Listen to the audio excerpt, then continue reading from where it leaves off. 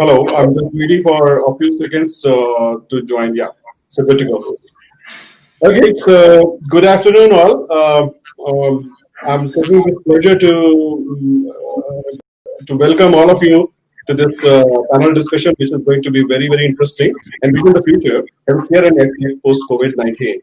So, what is going to be the need of the hour, where people are just trying to figure out what is going to be there post COVID, because everybody is really worried and everybody is really thinking that whether my startup will survive, whether I can scale it up, whether I can go to the next levels, or what all is to be done at this point in time. So, with such kind of things, I am having an eminent panel of speakers with me, comprising of Dr. A.K. Garg, who is the head of innovation and IPR group in MeitY, Government of India, as well as he is also handling a lot of other important positions.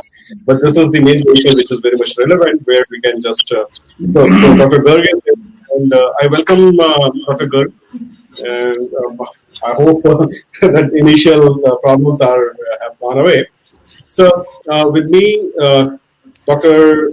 Ajay Kumar Garg, now he has joined and he could be with us. And so I was just giving this background and introduction of Dr. Garg. And then we are having Dr. Satya Gupta, who is the chairman of ISA, as well as a great technocrat. He had been there and a serial entrepreneur by himself, but more known for his liking about supporting the startups, bringing that Make in India thing in India, and a lot of passion. So Dr. Satya Gupta is there with me. Mr. Satyanarayan BV, who is the deputy head of Karnataka Government of Karnataka Startup Karnataka Cell, and he is one of the very young. I think I should say that bureaucrat or an entrepreneur who is there at the right place at the right time. He's very passionate about bringing up those kind of new technology and startups. So Mr. Satyanarayan BV is going to throw some light on from Government of Karnataka's point of view. Then we have Ms. Madhvi Kanumuri.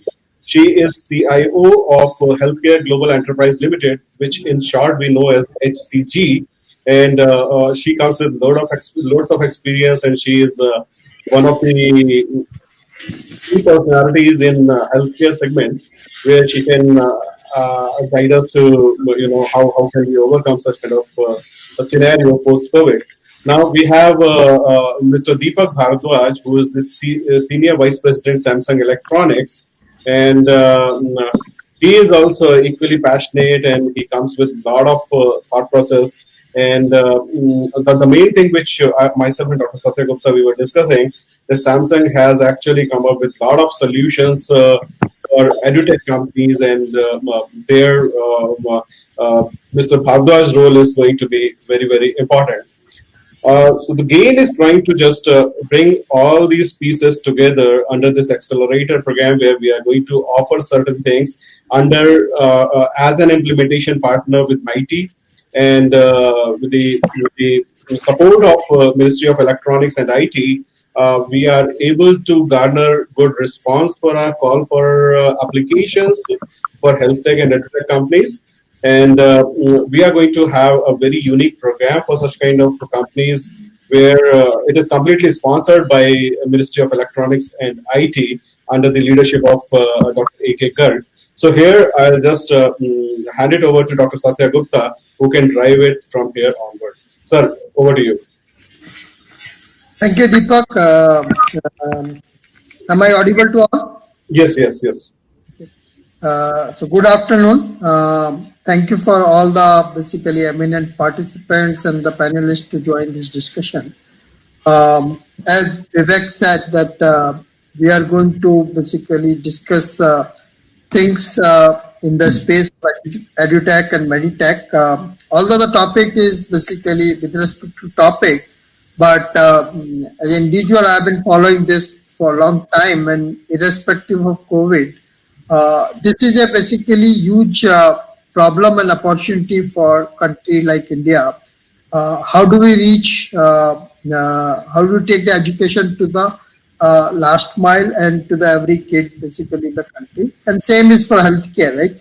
Both require enormous amount of the resources if we go traditional way, right? Basically, if we want to take the education in the traditional way, we need basically so many teachers, which is not physically possible, and similarly, so many doctors, basically, which are not possible. So, if we want to provide a decent healthcare to every citizen of India and decent education to every kid in India, the technology is the only way we can reach out to them, right? And now, with the advent of basically wireless and other technologies, which can provide the medium to reach out to these people, I think it's provides a great opportunity for innovators to build their solution around this infrastructure and help in taking the basic technology solutions to all of these people. Business-wise also, it's a huge opportunity. Even if you take basically, even in a country like India, if you spend basically 500 rupees per month per citizen on healthcare and maybe similar amount on education, right? It becomes a huge, basically, commercial opportunities for people to take things forward. Um, there has been a lot of technology development in both the areas, but as basically people have to make a business sense also of it, those are mostly targeted towards basically urban sector and so on and so forth. Now, basically, through this kind of the initiative, we have to take basically opportunity and build solutions and technology which can reach to the basically leaf node and basically people at the bottom of the pyramid and every citizen of India. So with that, basically, we can start the discussion.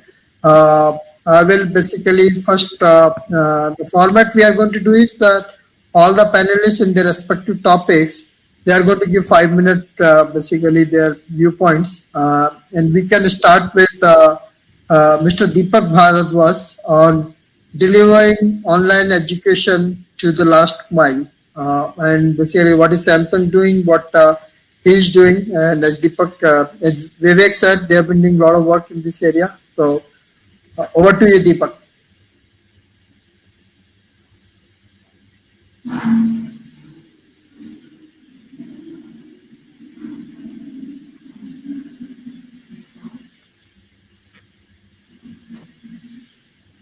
No. Yeah, so Mr. Deepak Bharadwaj is going to talk about his experience. Sir, can you hear me? Mr. Bharadwaj? I think he is having some mic. Sir, so your mic is unmuted or is still on mute? No, it didn't look muted. It's just audio difficulty. Yep. Okay. We can go to Madhvi. Madhvi has a wealth of experience basically in the healthcare domain. So maybe she can throw the light in how technology can help in the area of the healthcare by providing affordable healthcare to basically every citizen of India. Sure. Thank you, Dr. Satya, for the introduction of the question. Are you able to hear me? Yeah. Okay, thank you. And Vivek, thanks for inviting and having me here. It's a pleasure to be with this kind of eminent speaker panel and the audience here. So I appreciate the invite and the opportunity to be here. I think, Dr. Satya, you really hit a couple of the most critical, important factors, especially from a healthcare standpoint, and I'm sure from an education standpoint, is the challenges today continue to be affordability and accessibility, right? These are the two main challenges in healthcare today. If you look at the current scenario, and as I was introduced, I'm the CIO for Healthcare Global Enterprises. We actually provide cancer care services to patients, and we have about 25 hospitals across India and a few in the emerging markets. So reaching to the last mile, reaching to the very bottom of the pyramid, like you mentioned, and making it affordable is a huge challenge. I'll tell a little bit about my experience. I've been with HCG for the last 2 years, and my first experience in a hospital kind of a setting. Prior to that, I was with GE Healthcare, which is more on the manufacturing side of imaging and diagnostic equipment and other segments in the past. But 2 years with HCG has provided me a tremendous opportunity and a really good experience in terms of understanding how these technologies really touch the patients. And if there is any time to be contributing to technology in the field of healthcare, this is it. A huge need, there's a huge opportunity, and a big need to make a difference. If you look at the patient life cycle, and I'm talking about specialty kind of hospitals like HCG, which is basically focused on critical diseases. If you look at the patient journey and the patient comes into the hospital, it's very hospital-centric in today's scenario. Diagnostics is a big piece of it, and that's where it starts with whether it's imaging or lab, pathology, that's where it starts. That's where the actual journey starts. And then it traverses through, depending on, what the diagnosis is and stuff like that, it traverses through therapy, and then it traverses through surgery, and then the post-op care, right? This is the continuum of a patient journey. When it comes to technology making a difference in these kind of scenarios, there's been tremendous amount of innovation and progress in the recent past, more so ever than ever before, like in my childhood days, right? So in the diagnostics area,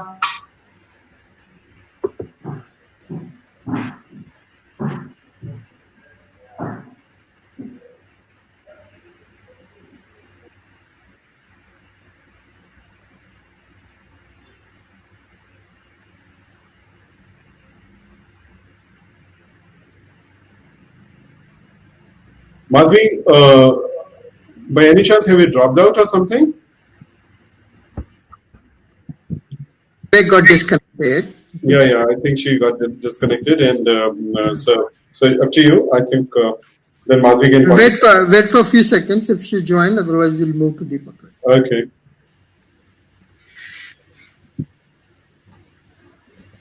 Sorry, guys. I think Madhvi has some technical difficulty. So maybe we can move to Deepak, who can basically educate us about education. Deepak's mic is not appearing, so I'm worried whether he can hear us or not. Deepakji, can you hear us? I think Madhvi is back. He's back. Sorry. Okay. Madhvi, continue. yeah, I'm sorry that I got kicked out. I apologize. I don't know if you... I should apologize to all of you because I was relying high on Airmeet, but it has actually given us tough time today. So next time we have to just No worries. I don't know if you moved on or should I continue? No, please continue. Okay. So I was just talking about the contribution of technology in this space, right? So whether it's, on the diagnostic side with imaging, there's huge advancements in the areas of basically artificial intelligence has made a big impact, starting to make a big impact, I should say, and it's just started to scratch the surface a bit, right? So you talk about images, you talk about how you can diagnose to the precision, diagnose to the core. AI has started to become a big player. We talk about accessibility, Dr. To your point, this is starting to make an impact there, where you can have a radiologist in one spot, but be able to look at imaging that is done in multiple centers and be able to diagnose and give back the reports, right? So it started to make an impact in the diagnostics area. When you go to the therapy and treatment, robotics has made a big area of impact. It's really taken this to the next level. With regards to painless surgeries, with regards to touchless, with regards to planning upfront, and interoperability becomes a very important paradigm. And then the post-care, right? The post-care with regards to how you can monitor the health, how you can sense it in advance and look at advices on when the patient has to go back to the hospital. So huge impact there. So that's the medical technology side of health tech, if you will. The other area which is should not be ignored, and very important, and going to be most important in the near future is the technology impact in clinical workflows and digitization area. So again, going back to diagnostics with regards to whether it's radiation systems, radiology information systems, or when you go to your treatment side of things with oncology information systems, or in other areas there could be other information. So basically digitizing these workflows today will provide operational efficiencies and better experience for the patients, because there's continuity of data and information, so the decisions can be easier. And tomorrow, the data that you collect through the use of these workflows become paramount in terms of being very successful with artificial intelligence and analytics, helping us move from being a reactive kind of a provider to preventive, and then in the future to be predictive kind of healthcare management. So I'll stop there. I know we'll have other questions as far as future of healthcare is concerned, but prod in those areas is what I would say at this point. Thank you, Madhuri. Deepak, if you are able to connect, do you want to share your views on education?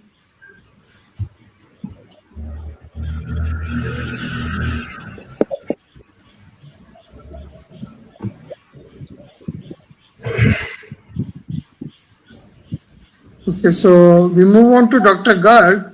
Dr. Garg, I think there is huge initiatives from the Government of India through multiple basically entities. We have MITI, DST, Niti Aayog, Atal Innovation Mission. Overall, we see in last 5 to 7 years the whole innovation focus for the government has tremendously increased. So we wanted to learn from you that what are the specific focus areas and incentives and policies in the area of medical and education from MITI point of view. If you can share some of your views on that. Thank you, Satya, for giving me this opportunity. And let me congratulate again Vivek and BBR for conducting this seminar. And Vivek's comments on AirMate are not well taken by me. Alumna Matter, who actually developed this product. we know basically who did the product. It's just a few technical glitches come in every platform. So the good thing is he works on an open source technologies. Yes, India has. Well, they are coming up with solutions, but it will take a long way to actually. Sure. So the point what you made, Satya, is about technology making a difference in the future, and that to very important sectors. Let me now focus around health tech and edutech.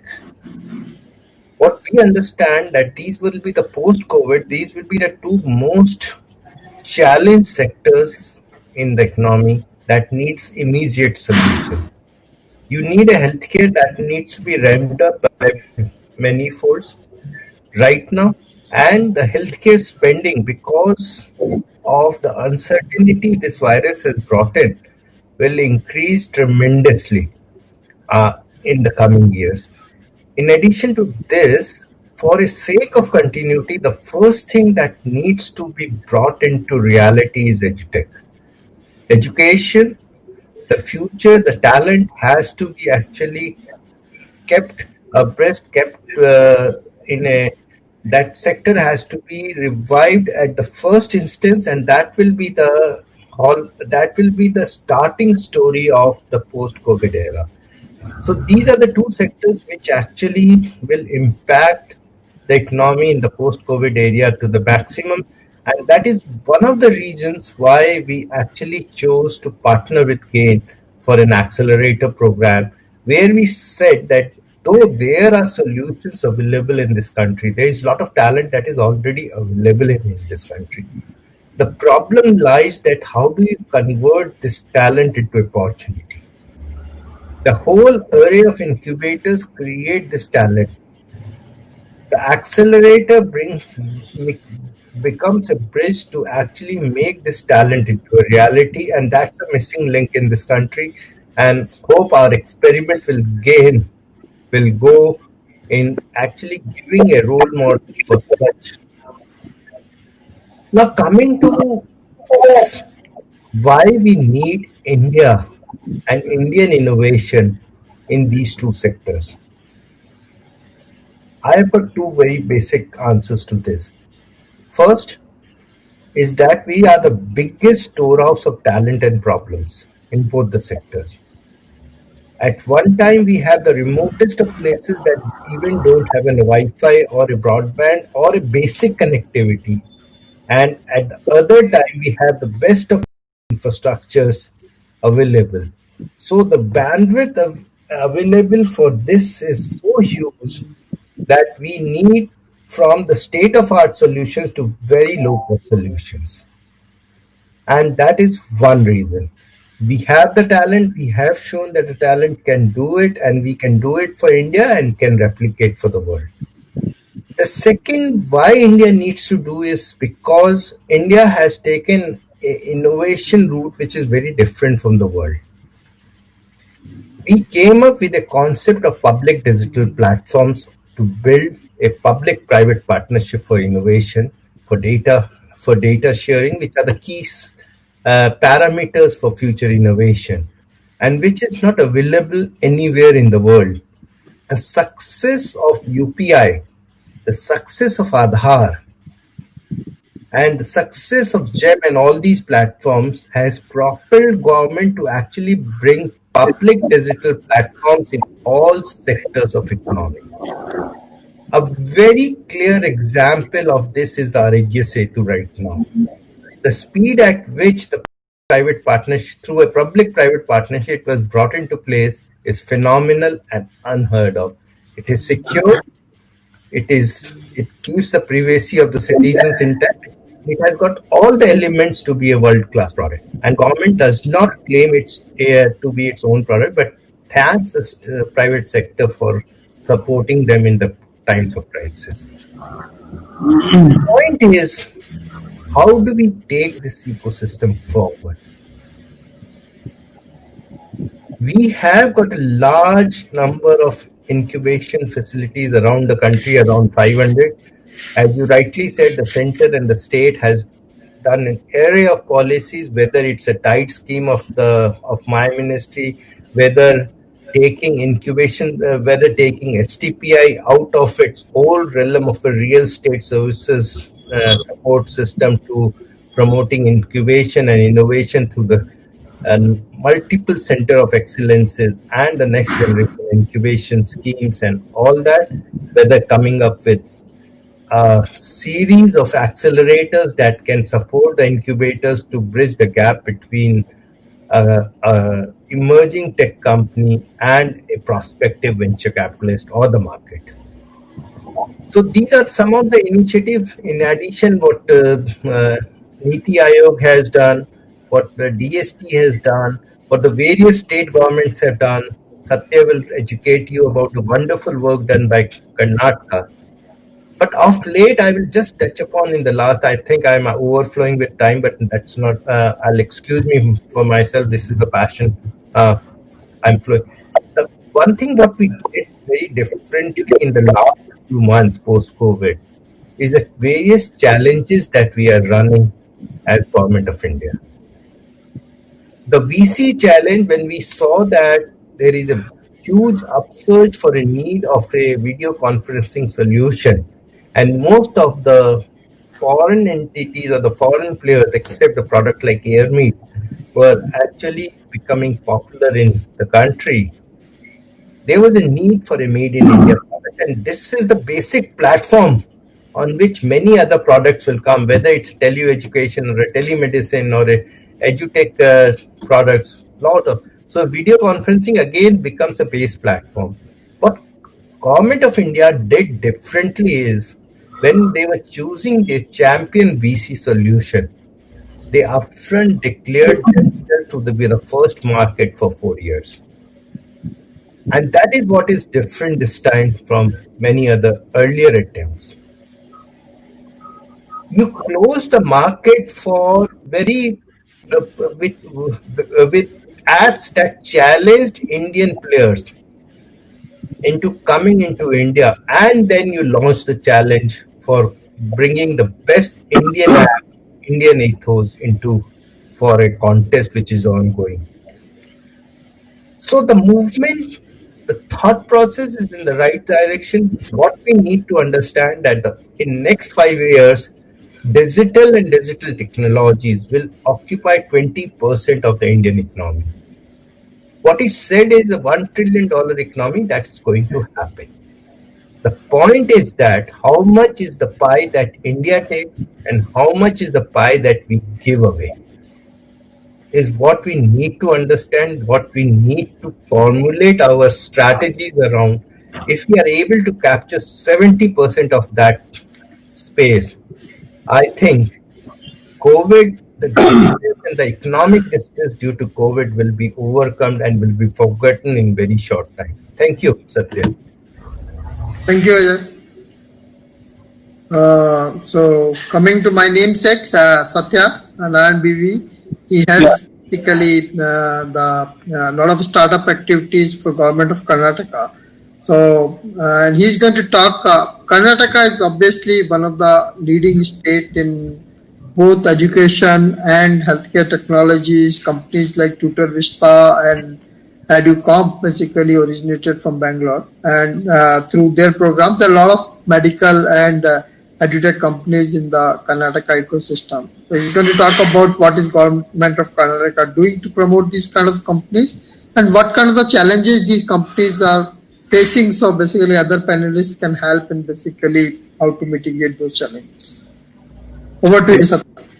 Okay, thank you, Dr. Gupta, first of all, and thanks to GAIN for inviting all of us onto a panel, and for all the fellow speakers. If you want me to talk about the two sectors, medtech and edutech, these are two faraway sectors for us. Because medtech being very close to us on one side, if you look at the Karnataka government grant in aid seed funding program, what we have done, we have funded 470 startups till now in the span of 4 years, and there has been a good amount of good number of startups who are working in healthcare and medtech, predominantly on non-invasive technology. Am I audible? Yeah. You're audible. Yeah. On non-invasive technologies, non-invasive diagnosis, detection of cancer, early stage cancer, oral cancer, and so on and so forth. And EdTech on the other side was little far away for us because we didn't see so many applications or so many startups emerging in EdTech. Maybe because the the customer acquisition rate, the cost per customer acquisition in EdTech was very high till COVID, came in. Because in fact, I think COVID was a blessing in disguise for EdTech startups.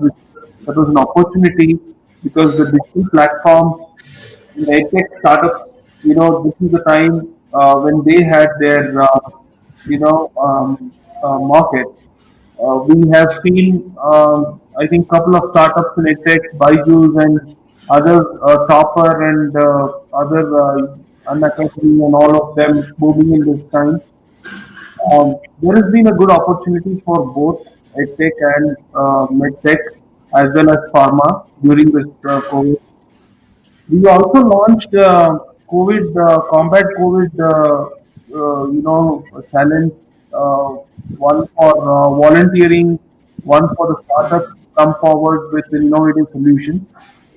Our Deputy Chief Minister was able to launch 6 of them, and we have, on the press conference, through a press conference, 6 biotech and medtech startups were given good platform to actually, introduce their products and solutions during the COVID, barring the solutions from abroad or foreign countries.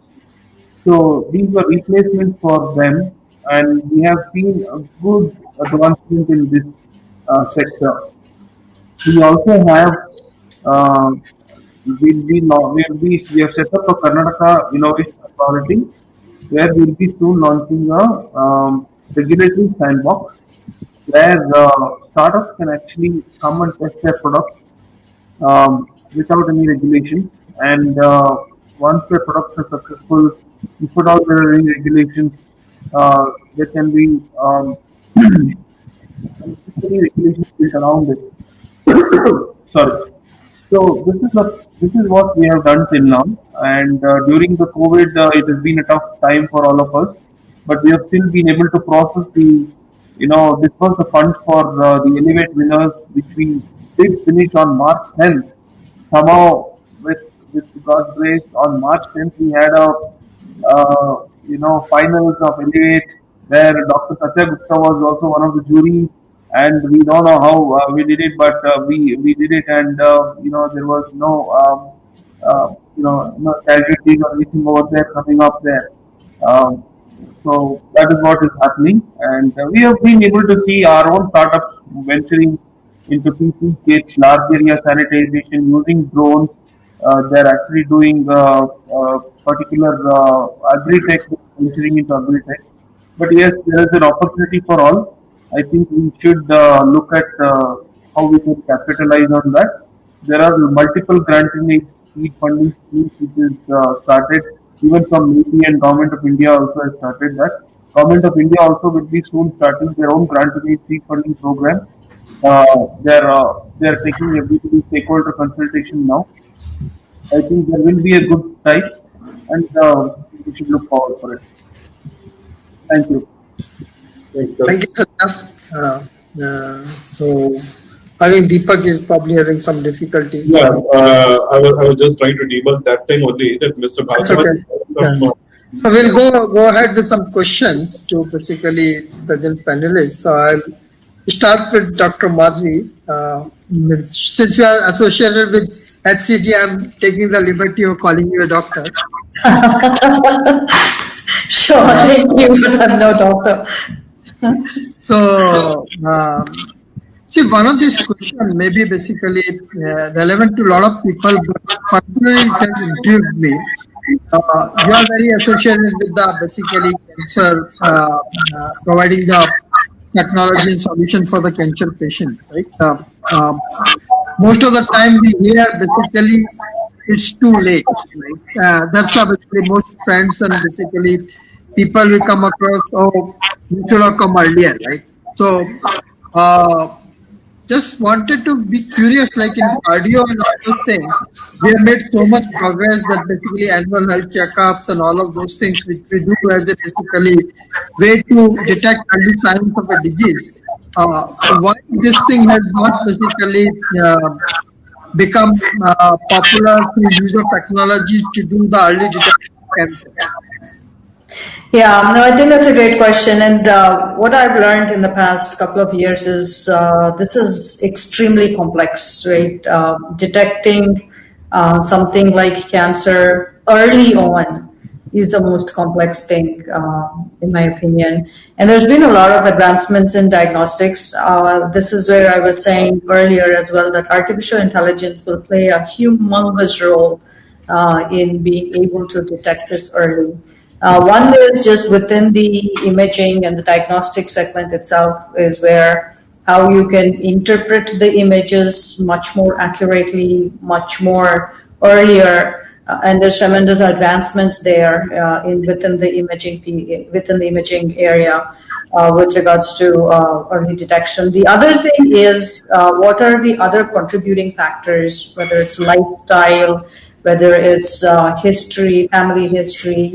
As we move the continuum backward from being reactive to being preventive to being predictive, that's where I think artificial intelligence will play a humongous role. This is why I think we're all really looking forward to success of AI and also the FHIR standards, if you will. These will play a huge role. We just have to accelerate our clinical systems implementation fast. And as we do that, we're going to be able to get good data. Artificial intelligence is only going to be as successful as good data.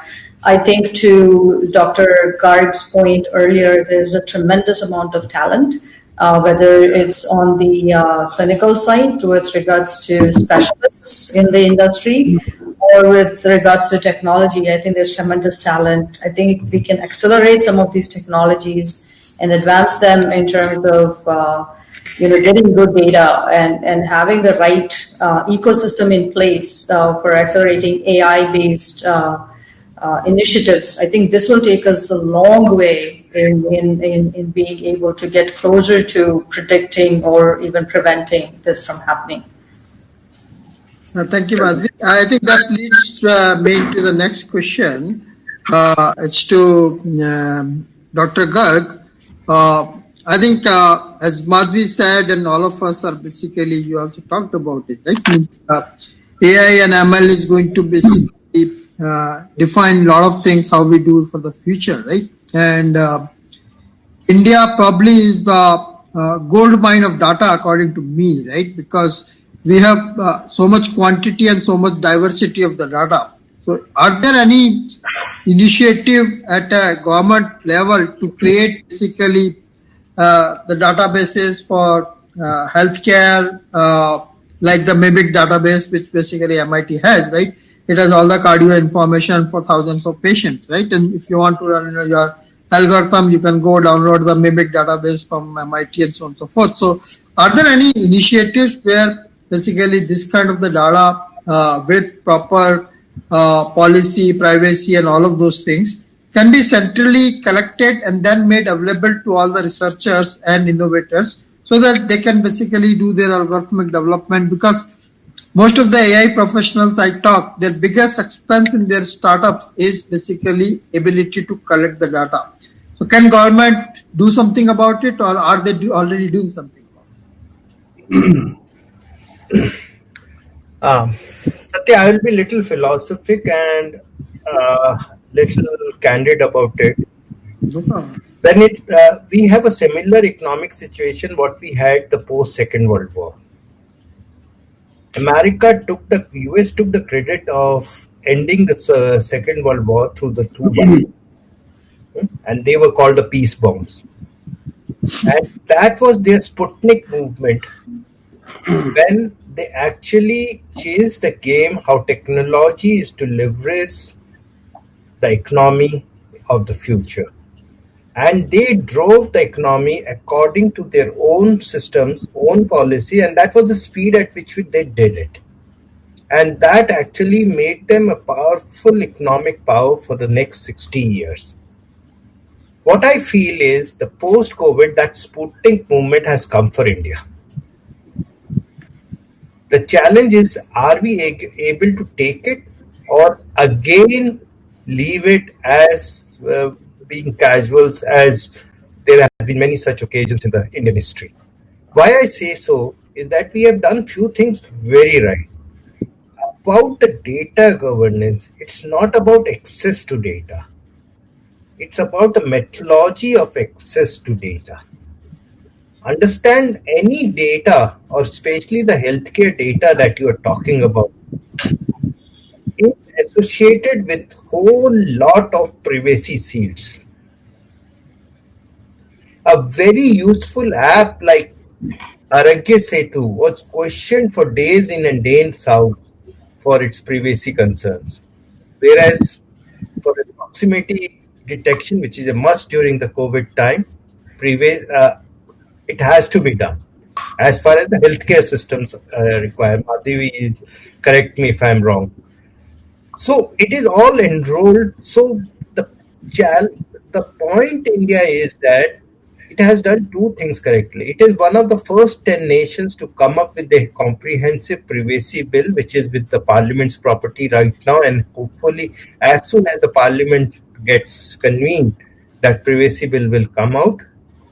The second important thing is what I talked earlier is taking the public digital platform method of innovation, where the basic ethos is that the data is for all to innovate. It's not a property of one proprietary platform. And that is very different that India is doing. That's a more holistic solution as compared to others. Now the challenge lies is that how do we give some sparkling examples of success in these two sectors?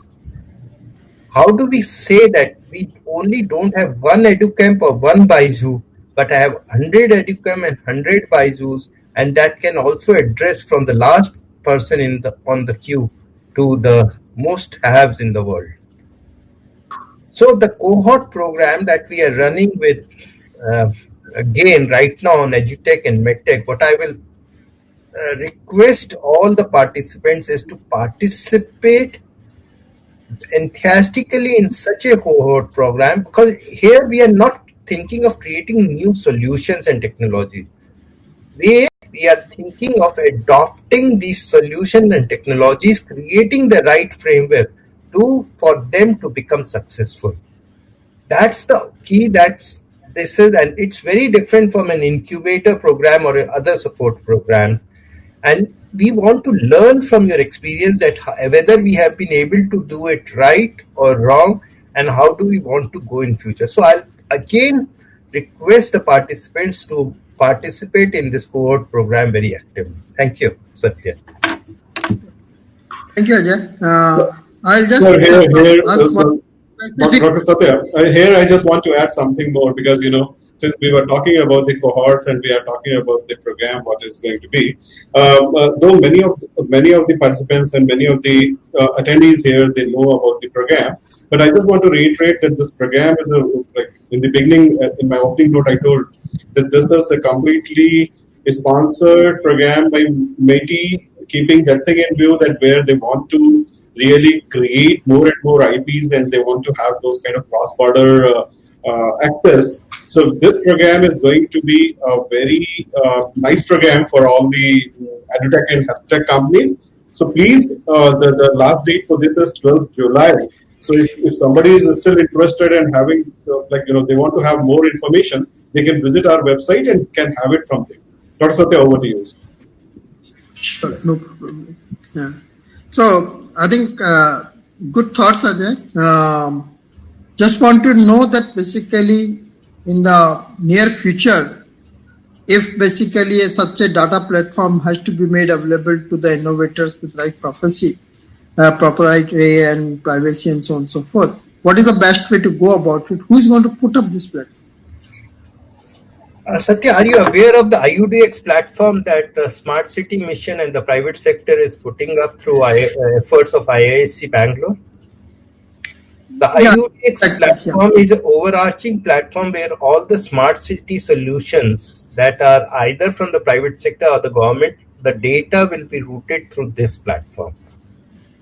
And that data will be available for innovation to all other future innovators.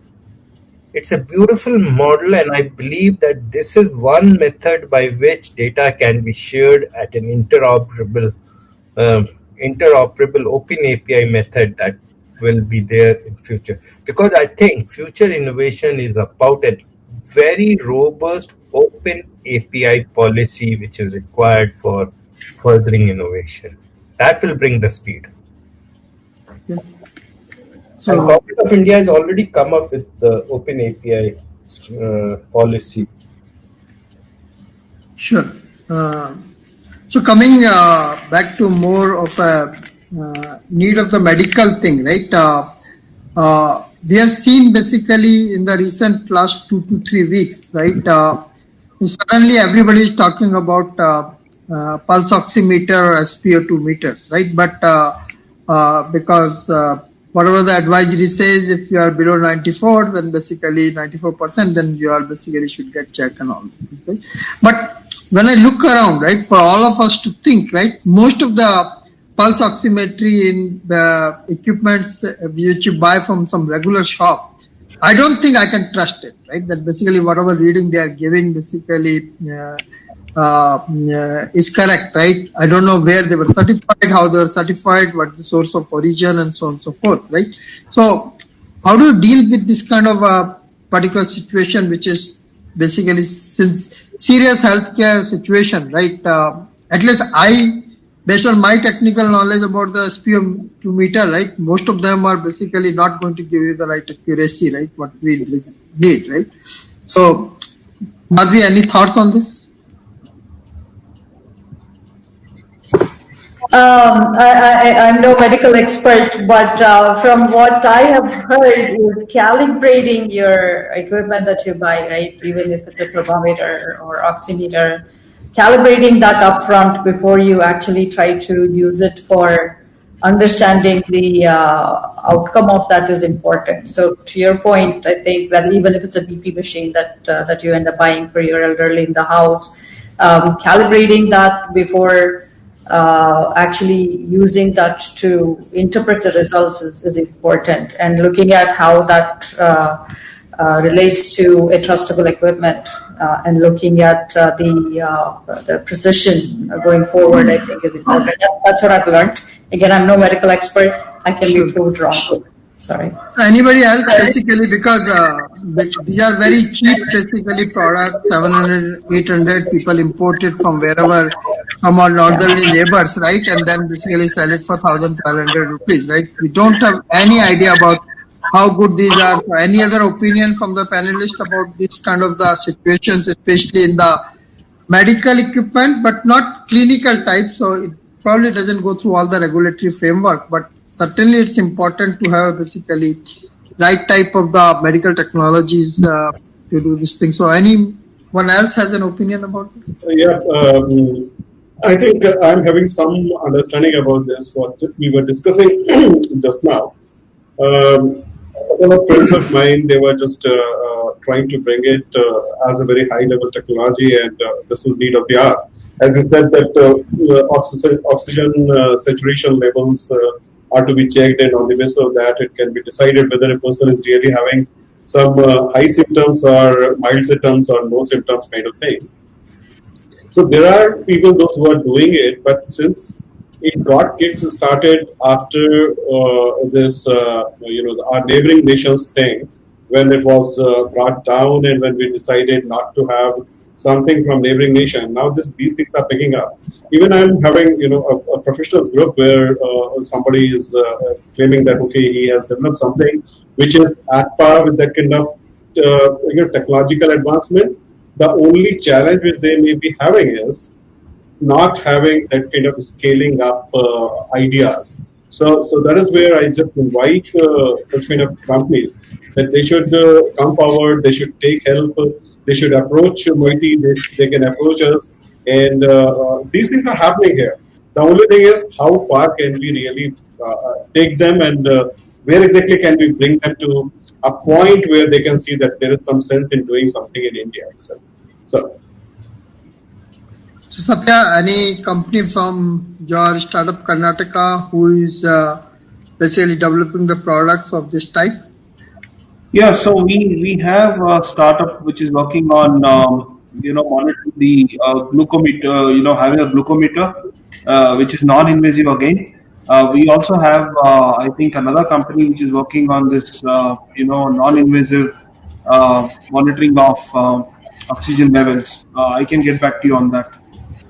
Parallelly, I also see a question asked by one of the founders, PVG Menon, founder of Man Consulting, saying that there is a major challenge faced by startup is in the market entry, access to market, and does state have any has set aside any percentage of for government procurement?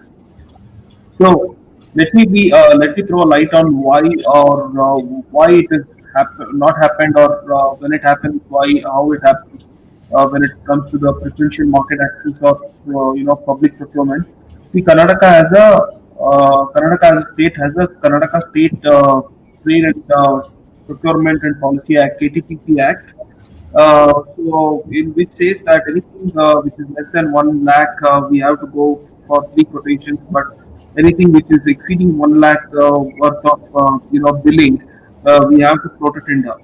So in such case, what happens is procuring from startups also it has good tendering process.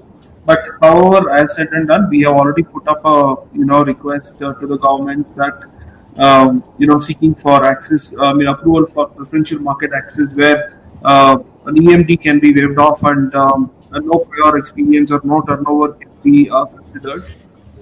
What we have also done is we have apportioned up to 1 lakh rupees worth of fund in any way for companies which can serve their product or solutions to government, which government can benefit within the government departments, and we have issued them a work order so that in case if they are able to achieve the milestone and come up with a full-fledged product, they can service that. This is within the grant. This is not a separate financial work order which we have given. So that's the strategic move which we have taken. But during, I think through smart cities also there are a lot of procurement which is happening. And the GEM portal is one of the India's government of India's best platform where startups can go and empanel themselves and offer their product and solutions to the government. There's been a lot of procurement which has happened through GEM portal.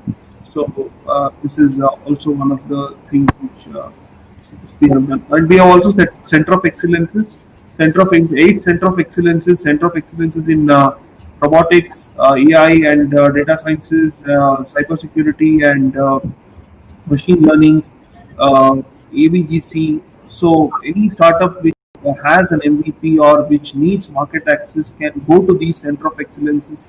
They also act as accelerators, so they can also seek help from them because there's a lot of industry thought leadership which has gone into this center of excellences.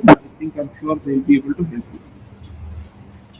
All information is available in the startup portal. I think you can look at it. All right. Thank you. Yeah. So I think we are coming to the end. I want to basically have little bit insight into this cohort which Ajay and Vivek were talking. So Vivek, basically at the output of this cohort, you will select certain set of basically companies, startups. What kind of basically support, benefit, incentives the people should look for at the end of the basically selection process? What is GAIN going to do for them? Yeah. So this is a good, interesting question. Probably a lot of people will get benefited out of it. What we are going to do here is first of all, the barrier to entry is quite high, and only those who are really doing good in their chosen fields in healthcare or edutech, they are being selected on certain criteria for which we have got very good response from during this COVID period even. So from here onwards, we have a program which is spread over to a period of say 10 weeks, out of which first 6 weeks will be the conditioning, telling the companies that mentoring those companies, hand-holding those companies and taking them to a level where they can understand that what is the scaling up techniques are all about. Then we are going to connect them with the VCs. At least we have internal plans to connect each company, the deserving companies, to VCs, and then take them to access to the GTM strategies. Like main hurdle which we people are seeing, we are asking government always that what are the policies for the market access or preferential market access, or how these people can stand on their own. But here, what GAIN and Mighty together they are going to do, we are going to create such kind of opportunities for these select startups, where we are going to handle them to the global markets, to our global immersion programs, as well as to provide them a service even after program also. We are having a proper cell, those who can help such kind of companies to prepare their GTM strategies and get some initial set of breakthroughs for them. So this is all about this program. And during their VC connections, if the companies are really up to that level where it is fitting well in the VC's parameter, then these companies are also going to get funded from the VCs. So this is the comprehensive plan for to accelerate and scale up those companies through these cohorts. So we are having like in each cohort we are going to have 10 companies. So so this is all about this program, sir. Okay. Thank you, Vivek. Any other comment from basically final comment from Satya, Dr. Garg, Madhvi? So open house, if you want to share anything basically with respect to your areas, please do. Vivek, before we go there, are there any audience questions which your team might have gathered? Yeah, so what I would like to say is we also are happy to share that we have got common instrumentation facilities set up in five cities. We have one in Jalahalli, Bangalore. We have one in Mangalore. We have one in Mysore, Belgaum, and one is upcoming in Shimoga. These are makers labs where any startup can go and get their, proof of concept done. So basically, if they have an idea and if they have something, concretely jotted down on their paper, wireframe design, if they have a proper design done, they can go to our common instrumentation facility and they can walk out with a proper prototype. We have the state of the art lab there equipped with all machines and also people who can support them. And other thing for all these startups. They left everyone, Karnataka left everyone far behind in the services race, and they are bent upon leaving everyone far behind in the tech race also. Okay. So that's a compliment, sir. Okay. So, no, apart from this, we are also having a very good network, the ecosystem.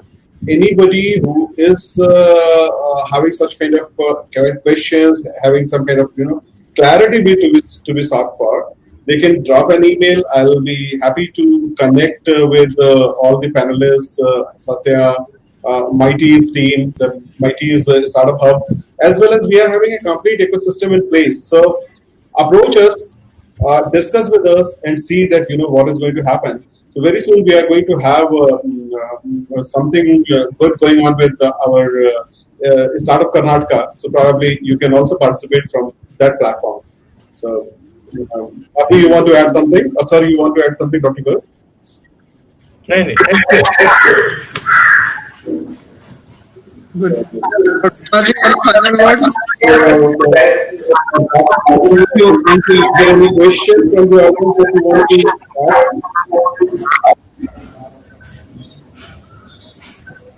ask? Pratham Sudhir? So, everybody to basically attend this session and getting to know about basically what's happening in EduTech and Meditech Center, what is the government of India doing about it, what government of Karnataka doing it, and the medical professional like Madhvi basically are doing in this area. If you have basically any question, comments, thought process which you want to share and get information, you can write it to Vivek. His email is there, and we will be more than happy to answer any question any of the panelists. So thank you again so much everybody for joining. Yeah. Have a good day. Stay safe. Thank you. Thank you very Despite much. of the technology glitches, I think we were able to deliver something meaningful to the audience. And thanks a lot for all the panelists, Dr. Satya Gupta, Dr. Garg, Satya, Madhvi, and Mr. Deepak is not there, but he has sent me a message that there was some security protocol issues due to which he could log in. So, anyways, thanks to all, and I think this has been a very good panel, but definitely we'll have many more in future. And anybody can write it to me. I'm just writing. I'm sharing my email in your chat box, so you can just take it from there and emails to me for further questions and for further connections with the Startup Karnataka, MIT, HCG, or ISA, and thanks a lot. I'll just say goodbye to all. Thank you. Thank you. Thank you.